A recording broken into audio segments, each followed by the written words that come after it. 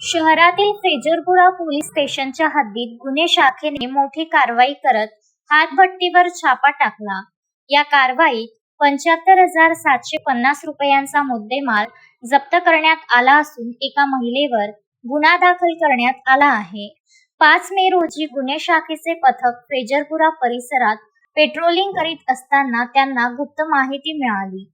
वडाळी येथील परिहारपुरा भागात घरासमोरील मोकळ्या आवारात बेकायदेशीररित्या हातभट्टीची दारू गाडली जात असल्याची खात्री पटताच पोलिसांनी तेथे छापा टाकला।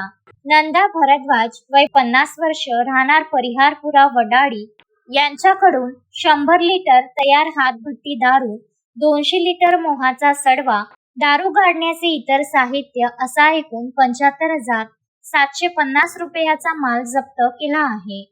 या प्रकरणी आरोपी महिलेविरुद्ध पोलीस स्टेशन फ्रेजरपुरा येथे महाराष्ट्र दारूबंदी कायद्याच्या कलम 65 क. फ. ड. अंतर्गत गुन्हा दाखल करण्याची प्रक्रिया सुरू करण्यात आली आहे। गुन्हे शाखेच्या या धडक कारवाईमुळे अवैध दारू विक्रेत्यांचे धाबे दणाणले आहेत। शोएब खान, विदर्भ न्यूज, अमरावती।